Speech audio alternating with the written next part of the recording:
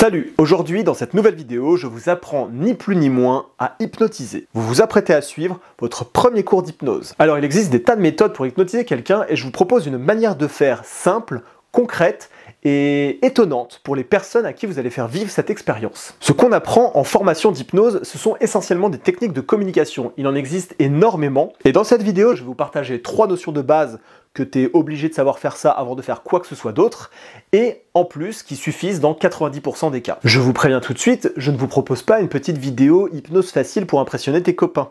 Je vous propose un vrai cours d'hypnose. Débutant certes, mais tu vas voir que tu vas déjà avoir de quoi pratiquer sérieusement. Donc 3 techniques et une méthode. Dans un premier temps, je vous explique quoi faire et comment, et dans un second temps, je vous fais une petite démonstration pour vous montrer un petit peu à quoi ça peut ressembler. Et avant d'aller plus loin, on va avoir besoin d'un tout petit peu de vocabulaire. La méthode qu'on utilise pour accompagner quelqu'un en état d'hypnose, c'est ce qu'on appelle une induction. C'est ce qui sert à induire l'état hypnotique. Il y a énormément de manières de faire, c'est quelque chose qui peut être très rapide ou plus lent, et l'induction qu'on va utiliser aujourd'hui peut durer entre 30 secondes et 5 ou 7 minutes. C'est quelque chose que vous allez pouvoir adapter en fonction de votre sujet. Ensuite, les instructions qu'on donne à la personne qu'on accompagne en état d'hypnose, ça s'appelle des suggestions. Et les suggestions qu'on va utiliser aujourd'hui sont les suggestions les plus simples, qu'on appelle les suggestions directes. Enfin, en hypnose, il est courant d'induire des mouvements automatiques du corps, souvent avec les mains et les bras. Et ces mouvements automatiques ne sont donc pas impulsés par une volonté consciente de la personne, mais sont provoqués par les suggestions. Ces mouvements automatiques, en psychologie, on appelle ça des mouvements idéomoteurs. Et l'induction que l'on va pratiquer aujourd'hui, c'est une induction par création de mouvements idéomoteurs. Et en l'occurrence, le rapprochement des mains. Et c'est parti pour votre premier cours pratique d'hypnose.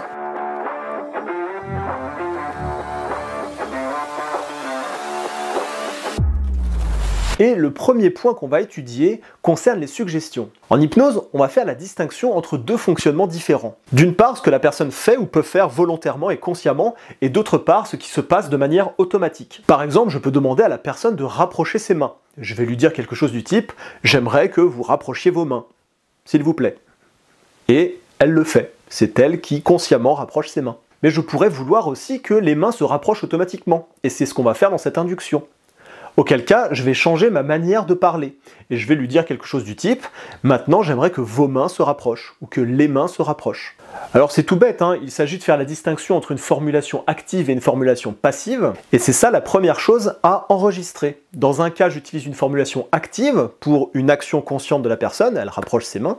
Et dans l'autre cas, j'utilise une formulation passive pour obtenir une réaction automatique. Les mains se rapprochent. Dans le second cas, je parle des mains comme si elles étaient des entités autonomes et indépendantes de la personne. Vos mains se rapprochent. Sous-entendu, ce n'est pas vous qui bougez vos mains, ce sont les mains qui bougent toutes seules. C'est ce qu'on appelle une communication dissociante parce que, avec ces formulations-là, je dissocie la personne, là en l'occurrence, de ses mains.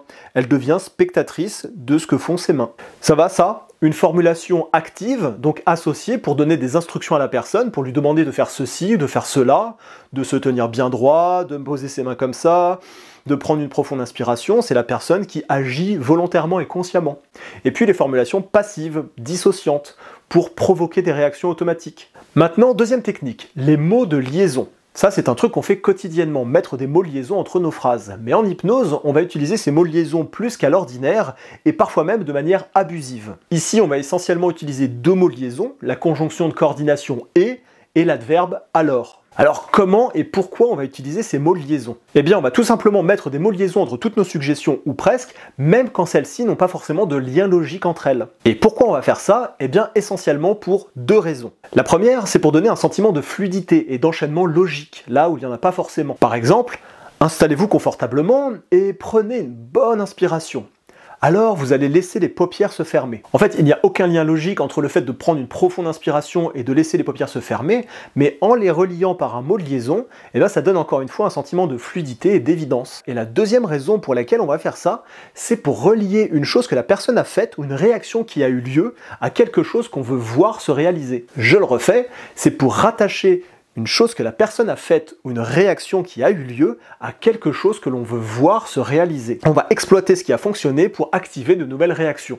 Enfin, vous avez compris. C'est une sorte de série d'acceptation ou d'effet d'engagement qui va favoriser la réalisation d'une nouvelle suggestion. Si je demande directement laisse les paupières devenir de plus en plus lourdes et les yeux se ferment progressivement. Il y a moins de chances que ça se réalise que si je demande d'abord des petites choses peu engageantes, comme le fait de s'installer confortablement, de regarder fixement un point, de prendre une profonde inspiration, pour ensuite suggérer que les paupières peuvent devenir lourdes et les yeux vont maintenant se fermer. Ça crée une dynamique qui va soutenir la suggestion. Donc, pour combiner ces deux premiers points, qui rassurez-vous sont les plus techniques, donc tu vois que c'est pas forcément très compliqué, vous pouvez vous entraîner en faisant deux propositions à la forme active, suivies d'une suggestion à la forme passive, et le tout relié par des mots de liaison. Par exemple, j'aimerais que vous placiez vos mains face à face dans cette position, et puis que vous choisissiez un point sur une des mains, par exemple un doigt, et que vous posiez votre regard sur ce doigt. Vous attendez que la personne ait exécuté ces tâches-là, donc vous validez qu'elle vous suit, alors vous pouvez continuer. Et j'aimerais maintenant que vous choisissiez un doigt d'une main et que vous posiez votre regard sur ce doigt.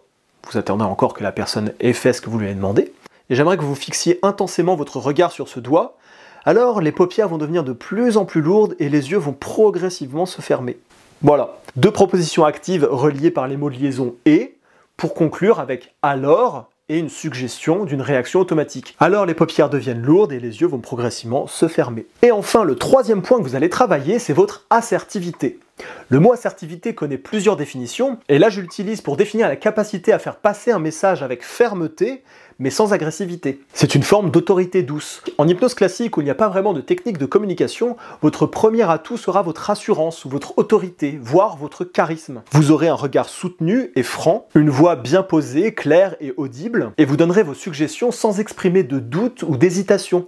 Vous êtes sûr de vous. Et c'est tout. Donc en résumé, de la confiance et du charisme, sans en faire trop, il faut que ça reste congruent, des mots de liaison entre vos suggestions pour donner un sentiment de fluidité, et utiliser ce qui a fonctionné pour engendrer de nouvelles réactions, et des tournures de phrases actives ou passives en fonction que vous voulez demander à la personne de faire quelque chose ou plutôt d'obtenir des réactions automatiques. Maintenant que vous avez les techniques, voilà ce qu'on va en faire, je vous explique votre première induction. Et si vous ne savez pas quoi faire pendant le temps du générique, je vous propose de laisser un petit pouce et même de vous faire un petit cadeau en vous abonnant à la chaîne. C'est rapide, simple et gratuit. Vous êtes prêts? Alors générique.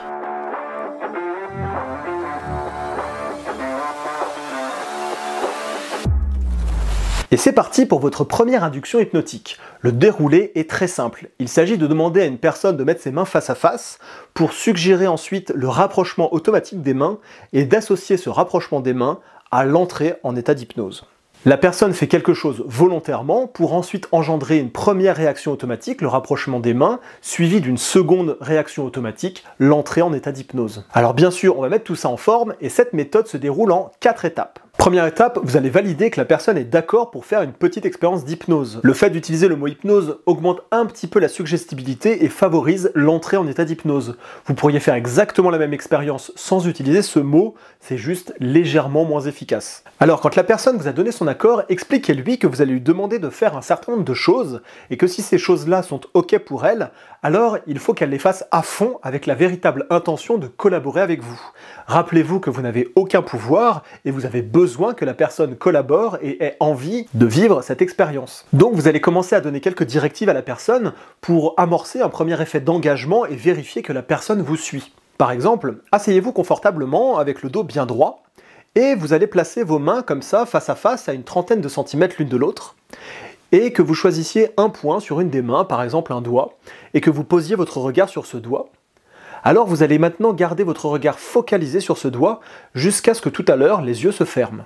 Et en même temps que vous lui donnez toutes ces indications, vous pouvez le faire devant elle, tout en gardant un œil sur ce qu'elle fait. À chaque fois, vous allez attendre que la personne ait réalisé ce que vous lui avez demandé avant de passer à l'étape d'après. Vous pouvez aussi ajouter quelques félicitations, très bien, juste pour valider que la personne a bien fait ce qu'on lui avait demandé, même si c'est évident. Cherchez à faire au plus simple et à être le plus précis possible. Je vous ai mis un script en description que vous allez pouvoir utiliser dans un premier temps pour vous l'approprier et ensuite l'adapter à votre manière. Si la personne, à ce stade de l'expérience, ne vous a déjà pas suivi, ou si elle a commencé à faire le truc pour ensuite se mettre à regarder à droite et à gauche et à vous parler, alors simplement arrêtez l'expérience. Demandez-lui de vraiment bien faire ce que vous lui demandez, que c'est important, que sinon il ne va rien se passer, puis recommencez du début. Et avant d'aller plus loin, vérifiez bien que la personne suit vos directives. donc à ce moment-là, vous avez mis en place la situation en donnant des indications simples à la personne et elle vous a suivi. Deuxième étape, on va donc chercher à provoquer une première réaction automatique et pour ça, on va commencer à introduire des suggestions formulées à la forme passive. Et comme toujours, on va développer cette étape en termes de processus. Vous allez demander à la personne de focaliser son attention sur ses mains pour introduire une nouvelle notion, l'imaginaire, puis suggérer le rapprochement des mains. Alors, vous focalisez votre attention sur ce doigt et j'aimerais que vous prêtiez également attention à toutes les petites sensations qu'il y a dans les mains, comme par exemple la température de l'air sur la peau, et tous les petits mouvements, jusqu'aux plus infimes mouvements qu'il y a dans les mains, les petits tressaillements, les petits sursauts, ou simplement le fait que les mains montent et descendent au rythme de la respiration. Et puis, j'aimerais ensuite que vous imaginiez que les mains sont comme reliées l'une à l'autre, qu'il y a comme un lien qui relie la main droite et la main gauche, comme si la main droite pouvait ressentir la main gauche, ou la main gauche ressentir la main droite. Alors, ce lien va commencer à se resserrer, et les mains vont être attirées de plus en plus l'une vers l'autre. Et vous pourrez accompagner ce début de mouvement par plusieurs suggestions similaires.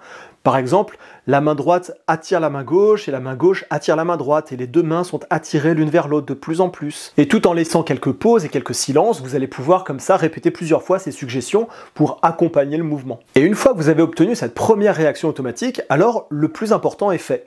Vous n'avez plus qu'à utiliser ce mouvement-là pour l'associer à l'entrée en état d'hypnose. C'est donc la troisième étape et ça peut faire quelque chose comme ça. Et maintenant, à mesure que les mains se rapprochent, vous allez rentrer progressivement de plus en plus dans cette expérience. Voilà. Et là, j'utilise une autre formulation pour faire de la liaison. À mesure que ceci se fait, alors cela arrive.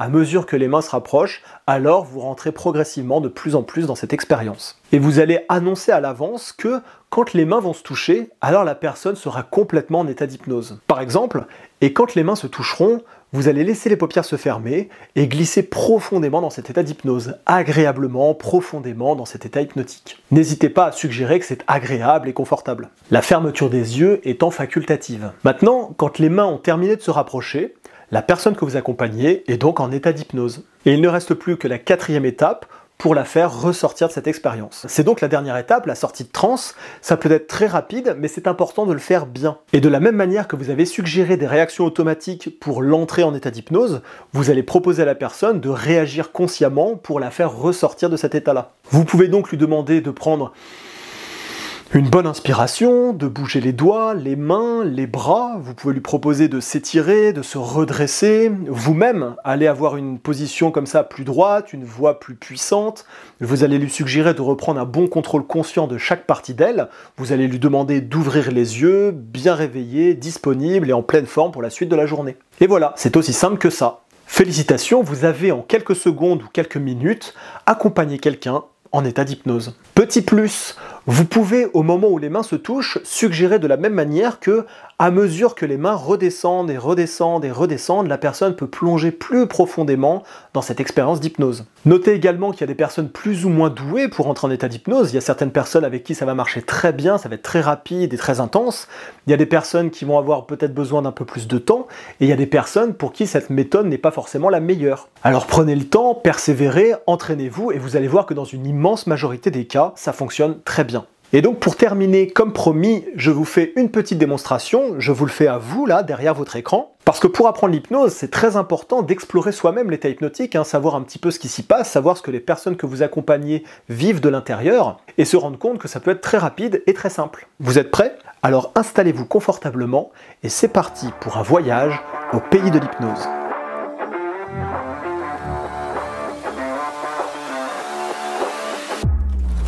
Alors, vous savez que je vais vous demander de faire un certain nombre de choses. Et si vous voulez vivre une chouette expérience, vous savez que vous devez faire ces choses vraiment à fond, du mieux que vous le pouvez.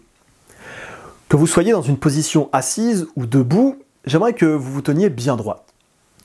Que vous placiez vos mains comme ça, face à vous, à une trentaine de centimètres l'une de l'autre, et que vous choisissiez un point sur une de vos mains, par exemple un doigt, pour focaliser votre regard sur ce doigt.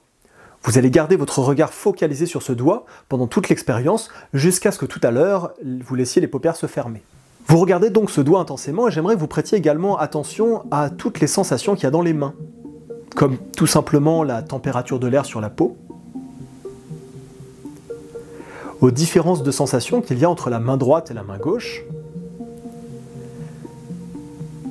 J'aimerais que vous prêtiez attention à tous les micro-mouvements dans les mains, jusqu'aux plus infimes. De légers tressaillements, des petits sursauts, des petits tremblements. Peut-être simplement le fait que les mains montent et descendent légèrement au rythme de la respiration. J'aimerais que vous prêtiez attention à toutes ces sensations et qu'en même temps vous imaginiez que la main droite et la main gauche sont comme reliées. Comme s'il y avait un lien entre la main droite et la main gauche, c'est de l'imagination, et j'aimerais que vous imaginiez ça au mieux. Qu'il y a comme un lien, une connexion entre les deux mains, et que la main droite pourrait presque ressentir la main gauche, que la main gauche pourrait ressentir la main droite. Et si vous bougez même légèrement les mains, vous allez pouvoir ressentir qu'il y a comme une résistance, comme s'il y avait une certaine densité entre les mains. Je vous laisse trouver cette sensation. Imaginez ça. Alors vous allez maintenant imaginer que ce lien-là va commencer à se resserrer et que les mains vont être attirées l'une vers l'autre. Que la main droite attire la main gauche ou que la main gauche attire la main droite et les mains progressivement se rapprochent. Et je ne sais pas si cette réaction va être une réaction purement automatique, mécanique, ou si vous allez réellement ressentir comme ça une force d'attraction entre les mains, comme si les mains étaient aimantées l'une par l'autre. Et les mains se rapprochent progressivement et à mesure que ces mains se rapprochent, alors vous allez simplement glisser dans cette expérience, rentrer le plus possible dans cette expérience. À mesure que les mains se rapprochent, l'état hypnotique se développe de plus en plus. Et dans quelques secondes ou dans quelques minutes, peu importe, quand les mains vont se toucher, alors vous allez laisser les paupières se fermer et vous allez glisser, plonger le plus profondément possible dans cet état hypnotique. Quand les mains vont se toucher, vous allez simplement glisser, plonger le plus profondément possible dans cet état hypnotique, en laissant les paupières se fermer.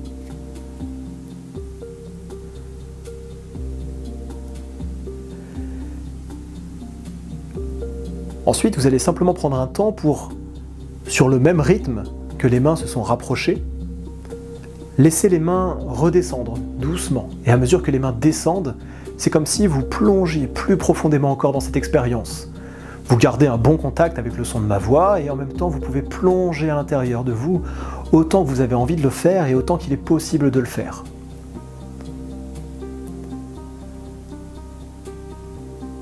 Puis j'aimerais que vous preniez un temps pour visiter cet état d'hypnose. Simplement noter ce que vous pouvez ressentir, ce que vous percevez. Pour certaines personnes, ça va être quelque chose d'assez intense, d'assez palpable, d'assez concret. Pour d'autres personnes, ça peut être un petit peu plus compliqué à mesurer, à observer, à ressentir. Enregistrez simplement ce qu'il y a à enregistrer, pour ensuite, à votre rythme, quand vous êtes prêt, simplement prendre une bonne inspiration, à nouveau bouger les doigts, les mains, les bras, vous étirer si vous en avez envie, redresser votre corps s'il s'est peut-être un petit peu relâché, revenez vers un fonctionnement bien actif, vers une respiration bien active, vous reprenez un bon contrôle conscient de chaque partie de vous, vous allez ouvrir les yeux quand ce sera le bon moment, pour simplement reprendre contact avec votre environnement, la pièce dans laquelle vous êtes, et puis simplement vous sentir complètement réveillé, bien disponible pour la suite de cette journée. Et voilà, c'est aussi simple que ça. Et j'espère que vous avez réussi à vivre cette expérience, à trouver vraiment l'état hypnotique. Si c'est pas le cas, pas de panique, hein, n'hésitez pas à refaire cette expérience plusieurs fois pour vous habituer, pour développer vraiment cette compétence à entrer en état d'hypnose. Quoi qu'il en soit, n'hésitez pas à me raconter en commentaire comment vous avez vécu ce court accompagnement.